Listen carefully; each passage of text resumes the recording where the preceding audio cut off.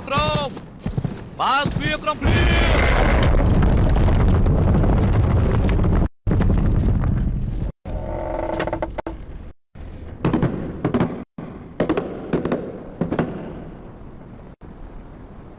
ឡុងស៊ឺទទួលបានជ័យជំនះកងទ័ពត្រឡប់មកវិញហើយឡុងស៊ឺទទួលបានជ័យជំនះកងទ័ពត្រឡប់មកវិញហើយឡុងស៊ឺទទួលបានជ័យជំនះកងទ័ពមកវិញហើយឡុងស៊ឺទទួលបានជ័យជំនះកងទ័ពមកវិញហើយកងទ័ពត្រឡប់មកផ្ទះហើយ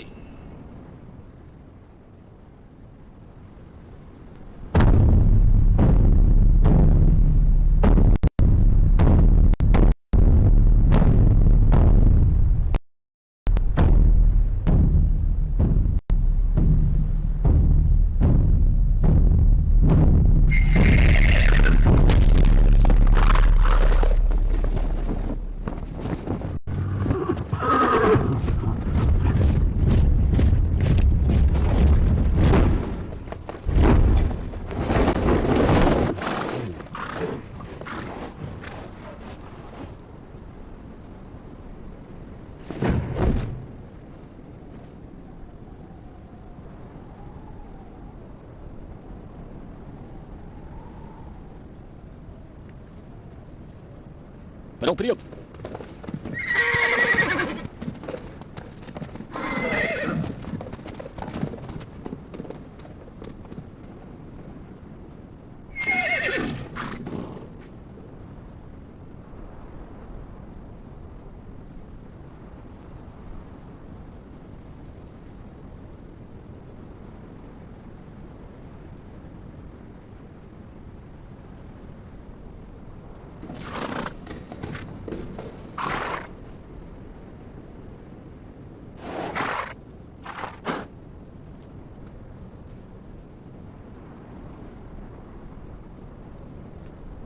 លីពូអ៊ីទទួលរាជសារ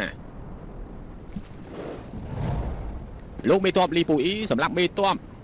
បំបែកកងទ័ពយកជ័យជំនះរាប់ពាន់យោជន៍បំបាក់សម្បុកពួកចៅឈ្លានពានពន្លត់ភ្លើងសង្គ្រាមបានឆ្លងកាត់ការប្រយុទ្ធលើកនេះក្រៅមេឃមានសន្តិភាពមានគុណសម្បត្តិធំធេងពេលនេះតែតាំងលីងពូអ៊ីជាមេទ័ពតូចកងលីដឹកនាំកងទ័ពអ៊ីលីងហើយគ្រប់គ្រងកងទ័ពទាំង5នៅភូមិភាគខាងជើងរួមជាមួយនឹងមាសប្រាក់កែកងហើយនឹងរាជអនុញ្ញាតឲ្យយកដៃចូលក្នុងរាជវាំងរាជការទាំងមូលត្រូវតែគោរពកោតខ្លាចលោកទូមង្គមអរគុណព្រះអង្គលោកមេទ័ពមកប្រងឡើងព្រះអង្គមិនបានផ្ទុំពេញមួយយប់ហើយដើមឡើយទ្រង់ចង់ចេញមកទទួលផ្ទាល់តែត្រូវលោកម្ចាស់អ៊ីស៊ឺគាត់វិញលោកមេទ័ពលីងឆាប់ផ្លាស់សម្លៀកបំពាក់ដែលព្រះអង្គប្រទានឲ្យទៅពួកយើងណែមកត្រឡប់ទៅរាជវាំងមុនព្រះអង្គនៅរៀបចំពិធីជប់លៀងទទួលលោកដល់ផ្ទាល់ធ្វើឲ្យលោកសប្បាយចិត្ត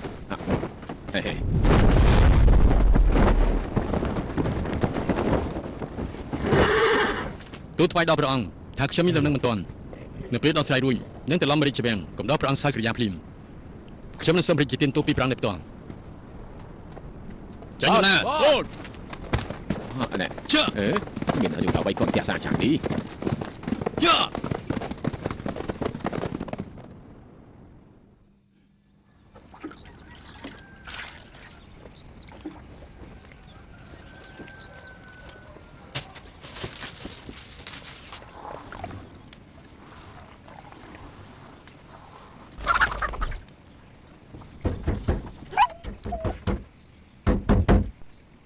មិនស្លាប់នៅខាងក្នុងហើយទេដឹងគេថាមនុស្សចង្រៃរាប់ពាន់ឆ្នាំគឺទៅតែឈឺជាមួយខែសោះមិននឹងស្លាប់យ៉ាងនេះទេ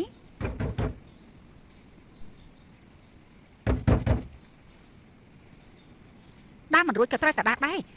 នៅក្នុងកន្លះខែទៀត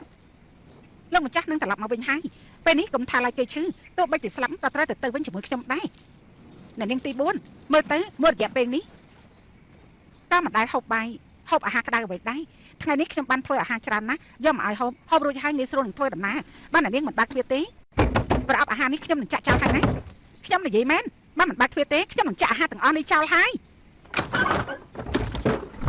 អេនេះមើលចរិតរបស់គេម្នាក់នេះចាស់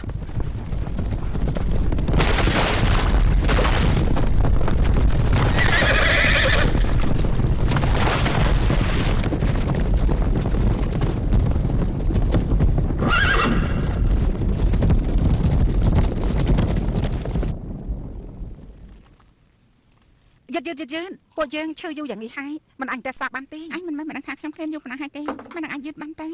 តែលើកនេះហូបច្រើនពេកខ្លាចក្រែងតែប៉ះពាល់ដល់កាពះពោះវៀនតែមិនចិនតែអាចមានកាពះពោះវៀនបានកុះទាជីវិតមែនទេ